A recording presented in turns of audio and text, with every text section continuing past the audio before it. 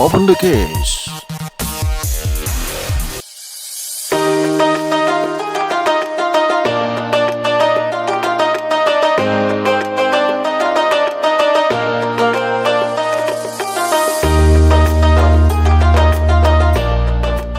Bismillahirrahmanirrahim. Assalamualaikum warahmatullahi wabarakatuh. Saudara, dengan saya Edi Mulyadi dari Forum News Network FNN. Tapi di sini ada juga apa channel namanya? USM Channel ya, official apa channel? Oh, tidak.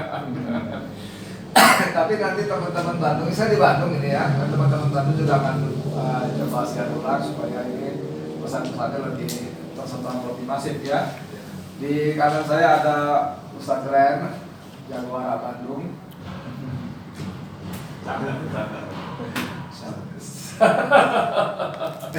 Panggilnya sahabat. Bang Deli. Ya. Bang Deli ini apa posisinya? Ketua Panitia peringatan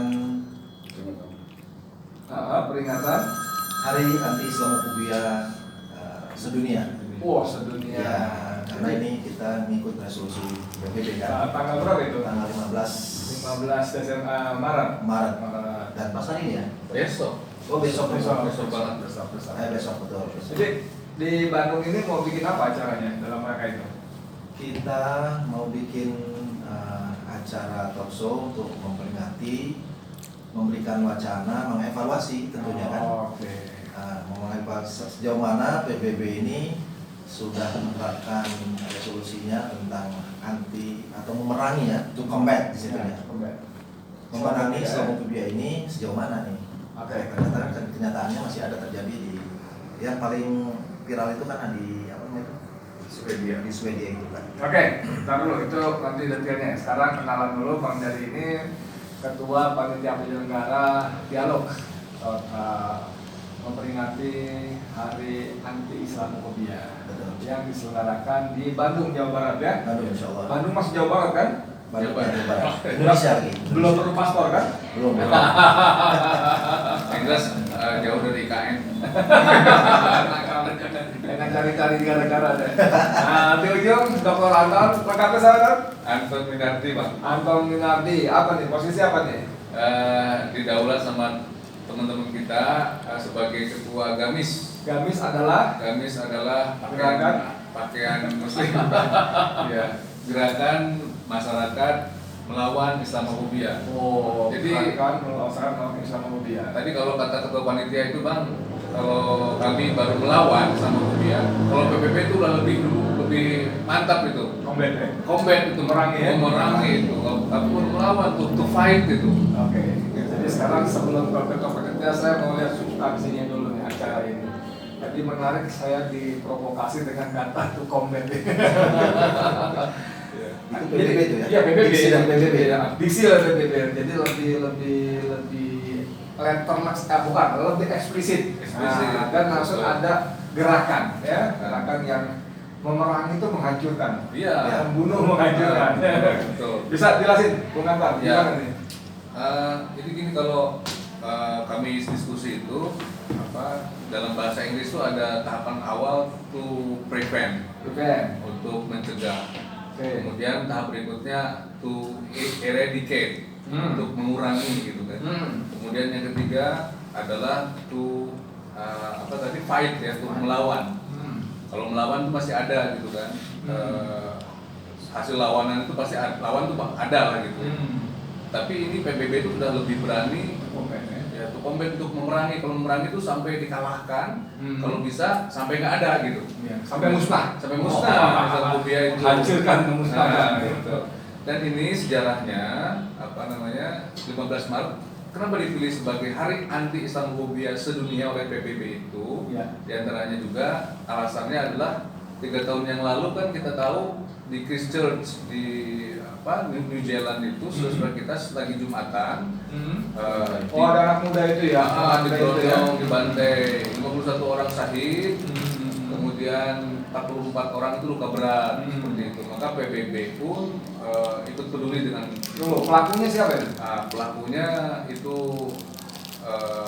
ekstremis dari kalangan Kristen. Kristen. Kristen Maksudkan, itu saudara. apa namanya, teroris Kristen itu. Jadi kalau Kristen, orang non Muslim, orang bukan Islam yang melakukan perbuatan terorisme ya sebenarnya saja. Ya. Tapi kalau orang-orang Islam dianggap loh bukan pelaku, dianggap sebagai pelaku, maka gorengannya tujuh mahal, kali luas, kali tinggi, kali dalam, kali lebar itu. Terus ditelisik, terus di belakang sini ada siapa, apa aja kegiatannya, di tempat kosnya ditemukan apa, padahal bisa aja kan di bawah mayat periksa. Iya. Oke, lanjut gimana? Nah, itu kemudian diperingati oleh PBB, ditetapkan kan gitu. Ada peristiwa itu ya? Ada peristiwa itu.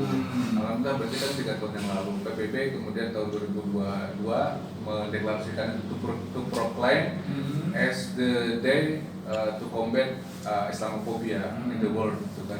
Itu apa namanya, bahasa PBB-nya. Kemudian apa namanya, PBB juga kalau bahasanya sudah pakai bahasa to combat, Bang, itu artinya PBB juga sebetulnya sudah mengetahui gerakan Islamophobia itu di mana saja, ya? siapa saja, termasuk juga mungkin dalang-dalangnya PBB itu udah tahu, sehingga bahasanya udah langsung untuk memerangi gitu. Nah, itu Pak. Ini kalimat yang diksinya bagus sekali, memerangi. Apalagi Dr. Ahmad tadi mengatakan PBB sangat boleh jadi, sangat mungkin sudah tahu di mana itu terjadi Islamophobia, siapa dalangnya, siapa operatornya, siapa pelakunya. Betul. Nah sekarang kalau saya masuk pada proklamasi itu, apa maknanya buat kita? Ya, Buat Indonesia negara Pancasila. betul. Nah. Jadi gini Bang, Yang sila pertama ketuhanan yang Maha Esa, betul. bukan Indonesia. ketuhanan yang berkebudayaan. Ya. Lanjut. Jadi Semoga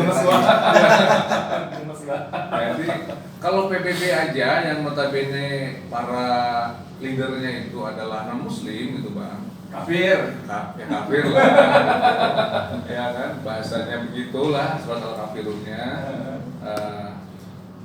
Bagaimana dengan Indonesia nih? Indonesia itu dibangun oleh Para ulama, ya? para ulama, Santri, kiai, kiai, gitu kan.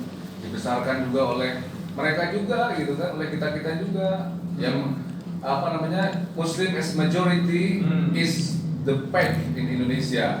Artinya beli dalam jangan mahal-mahal apa nih?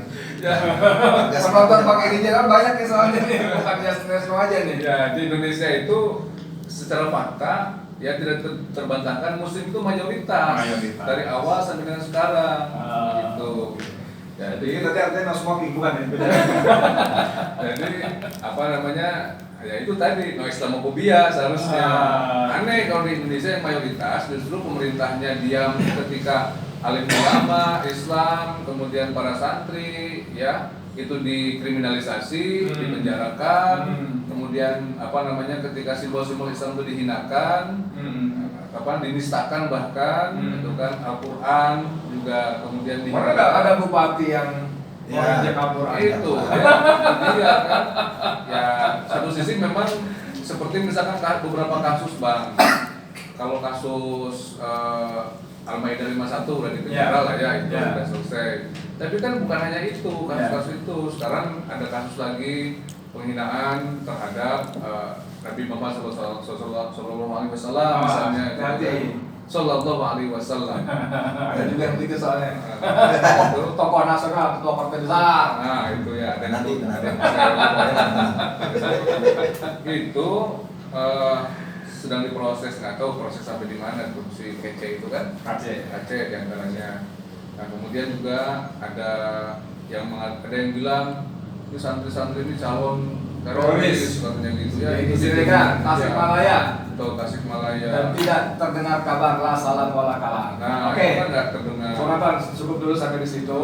Itu PR yang memang seperti tidak dikerjakan, bukan cuma belum selesai tapi tidak dikerjakan. Saya mau ke Kang Dery selaku ketua panitia penyelenggara. Iya. Ini apa urusan ini Indonesia ikut-ikutan bikin acara seperti ini dalam bentuk diskusi talk show ini apa? Urusannya apa nih? Mau ngapain gitu? Kita termasuk user sebenarnya. User itu dari apa? resolusi PBB. Oke. Umat Islam, negara yang berpenduduk Islamnya tertinggi di dunia itu adalah Indonesia gitu ya. Kata Dr. Anto tadi, Ustaz Anto, is the fact gitu, itulah kenyataan gitu ya, luar biasa. Jadi wajar saja kalau ibu-ibu suka ngaji gitu kan. Maksudnya Betul nggak? Ya, ini Oke. Bang ini nyampe mancing dari tadi saya jadi udah keluar nih, gimana nih? Bukan hanya itu, Oke. jadi kita sebagai bentuk tanggung jawab moral, tanggung jawab spiritual, juga tanggung jawab intelektual kita sebagai muslim. Kenapa kita tidak mengapresiasi langkah PBB yang sudah membuat resolusi hari anti Islamophobia gitu ya. Jadi kita mencoba untuk itu tadi yang saya bilang, coba mengeksplorasi, kemudian mewacanakan kembali dan mengevaluasi. Kalau evaluasi setahun terakhir lah katakanlah based on proklamasi PBB, Ya. apa hasil evaluasi panitia terhadap itu belum panitia ya? Ya. Teman-teman di GAMIS misalnya, apa hasil evaluasinya terhadap pelaksanaan anti Islamophobia di Indonesia? Apakah sudah bagus atau justru sangat Islamophobia? Ya setidak-tidaknya ini sebuah warning alam ya. Jadi maksudnya hai bangsa-bangsa di dunia ini gitu kan, ya hati-hati lo terhadap penghinaan terhadap Islam, simbol-simbol Islam dan sebagainya begitu. Nah walaupun memang waktu terjadinya pembakaran Quran oleh warga Swedia itu belum terlalu ini booming belum begitu viral lah gitu ya rasanya. Tapi paling tidak itu menjadi indikasi bagi kita bahwa resolusi PBB ini perlu ditarik ke lebih lokal gitu, ke Indonesia gitu loh. Nah, kenapa ditarik ke lokal Indonesia? Karena ya user itu banyak di kita gitu. Jangan-jangan bukan begini ya maksudnya. Non Muslim saja sudah menghina Islam gitu ya, atau dibalik kalimatnya dibalik. Islam saja sudah menghina Islam itu sendiri gitu. Apalagi non Muslim. Orang Islam saja gitu. berani menghina Islam. Ya, indikasinya itu udah banyak sekali ya. Ya kita sebut saja tadi Bang Denny sudah Bang Denny lagi. Bang Hedi udah nyebut itu tadi Denny Siregar kan misalnya gitu ya. Kemudian Katanya muslim. iya katanya muslim. Fotonya pakai bau dengan anjing. Wow. Ya gitu. Mesra bener kan itu. Ya termasuk juga temannya itu yang satu tuh. Si Kribo. Nah, Kribo juga dengan anjing Abu juga. Janda dengan anjing juga. Guntur Romli juga dengan anjing juga. Jadi Ini kalau kata bahasanya Ganjar Pranowo asu kabeh. Kata Ganjar Pranowo. nah oleh karena itu dari pemikiran seperti itu, yuk kita dialog, yuk kita evaluasi. Yuk Oke, kita saya wacanakan potong. kembali, gitu. Dialog itu saya berasumsi diselenggarakan karena melihat fakta tadi, the fact tadi bahwa Indonesia negara muslim terbesar dimerdekakan oleh Allah melalui para ulama, para santri. Tentu ada golongan lain yang bukan Islam, tapi sejarah mohon maaf dengan segala hormat tidak terlalu besar peran mereka dibanding kelompok Islam. Ya, tidak bermaksud begini begono, tapi manfaatnya seperti itu. Lalu pada prakteknya makin kemari justru Islam terpinggirkan. Ya. Tadi saya sengaja ngomong siapa pelaku pembantian di masjid itu. Iya. Saya sengaja tekankan di situ karena memang faktanya begitu, ya kan? Ada seorang pendeta di Ciketing ditusuk. Iya. Hillary Clinton bunyi di Amerika. Di Bekasi kejadian Ciketing Bekasi, Hillary Clinton bunyi. Ada 6 laskar dibantai, anak-anak muda pengawal Habib Rizik. Bahkan seorang Mahfud MD itu nggak ngomong apa-apa. Ya. Nggak usah Hillary Clinton. Mahfud MD nggak ngomong Iya. apa-apa. Iya. Dan ketika seorang Joshua brigadir dibunuh, dia kejam sekali. Ketika si David ditendang, jahat sekali. Ini 6 orang anak muda karena dia pakai FPI Islam, Ya. sebelum dibunuh disiksa, nggak mengapa-apa. Justru dia bilang secara terbuka, jangan cuma keyakinan, berikan kami bukti fakta-fakta baru kalau mau kan gitu kan. Ini kan bayangkan mungkin si akan tadi orang Islam tadi seperti itu sikapnya tentang Islam. Ya. Kalau itu sih kebetulan saya juga termasuk tim advokat dan kita bisa tunjukkan hukum itu. Iya, saya kan TP3. Terus tiga juga dia nih. Kita jadi Saya Kapolri. tidak membahas Habib Bahar itu tidak terbukti. hoaxnya berarti itu nabung baru tuh. Oh jadi ke situ nanti lagi tuh Pak. Oke, jadi seperti itu ya. Temanya ya. Nah, dengan fakta-fakta seperti ini, apa yang diharapkan dari diskusi akan diselenggarakan, Pak? Ya paling tidak kita ingin Indonesia ini aman, damai, tanpa Islamophobia. Oke. Satu itu. Kemudian untuk menciptakan kedamaian itu kan harus ada apa namanya, perangkat hukumnya gitu. Oke.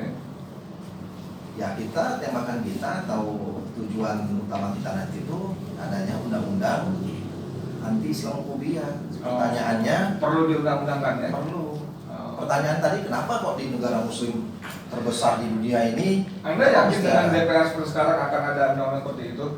Setidaknya kita udah pertimbangkan. Itu Sudah proses disiapkan dulu. naskah akademiknya? Insya Allah. Oh, Insya Allah. Karena kebetulan ya beliau advokat, saya juga advokat gitu ya, dan kebetulan beliau ketua Gamis, saya di bidang kabit bidang hukum dan HAM. Oke. Jadi insya Allah itu kita buat. Dalam skala lokal kita sudah buat juga itu tentang naskah akademik, misalnya tentang LGBTQI kemarin. Nah itu. Kita sempat itu ada wawancara sama beliau. Nah, iya benar. Nah, Kembali kan. Saya wawancara beliau. Oke, Bung Anton, nanti kira-kira siapa yang diharapkan hadir di acara itu nanti, tokoh-tokoh mana aja, kalangan mana aja, kalau organisasi apa aja misalnya?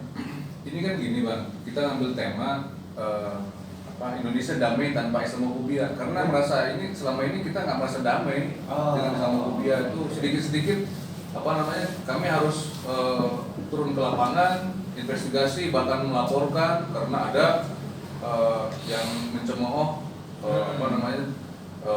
Allah, Rasulullah, Ya. Al-Quran, Muhammad gitu ya. Nabi Muhammad SAW, syariat Islam dan segala macam. Sedikit-sedikit karena ada ucapan si Anu gitu kan, nah, kami harus turun ke jalan segala macam. Si Anu pasti Nganu, kalau si Nganu beda lagi loh. Anu beda lagi. Kalau di sini Anu. Nah, kemudian kami bertanya peran negara di mana gitu kan. Oke. Nah itu jadi tema kami. Peran negara di mana? Jangan.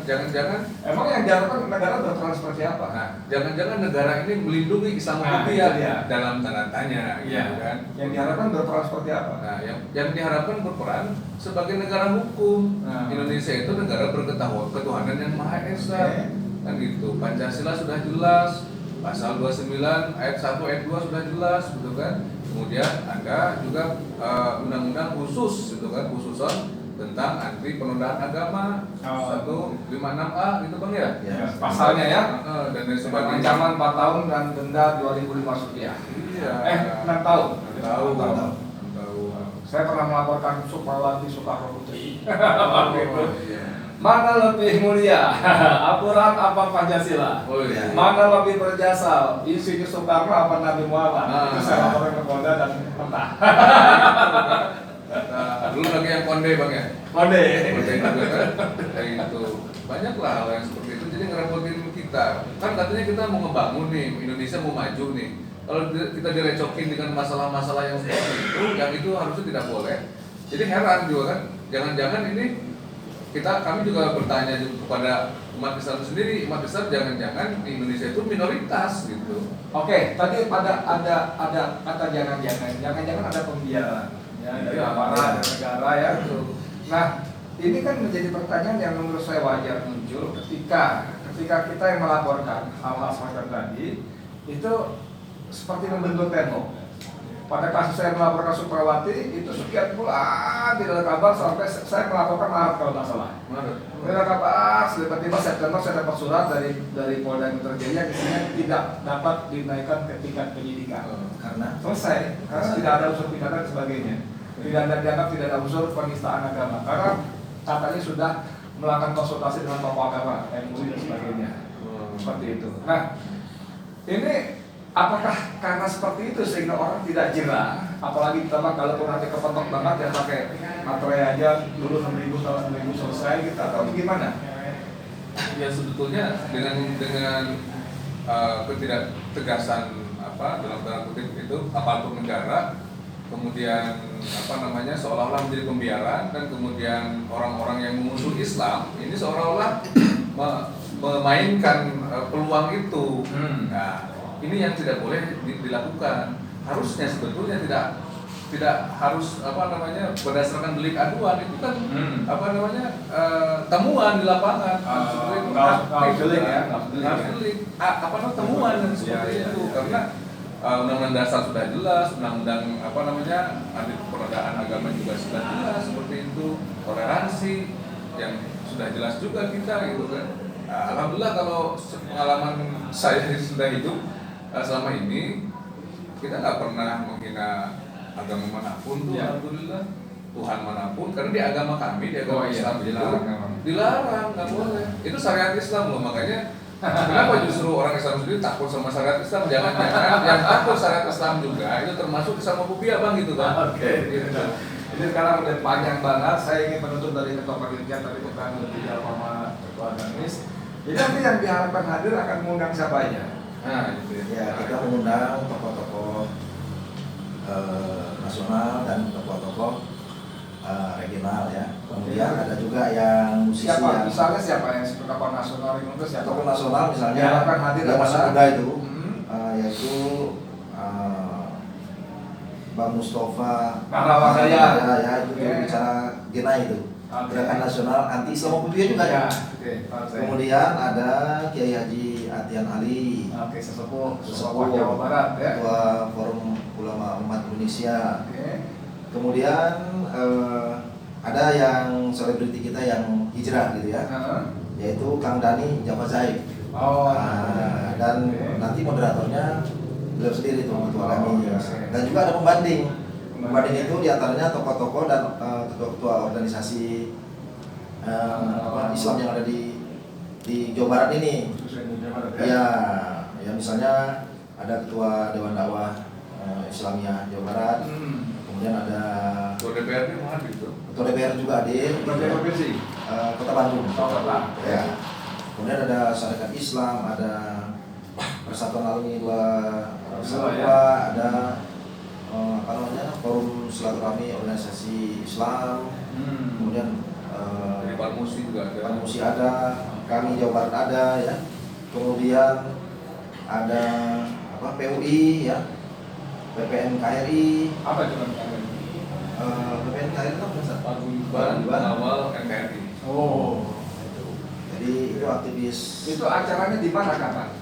Insya Allah akan kita selenggarakan pada tanggal 18 Maret 2023 di Masjid Al-Fajar, Jalan Cijagra, Gua Batu, Bandung. Jam?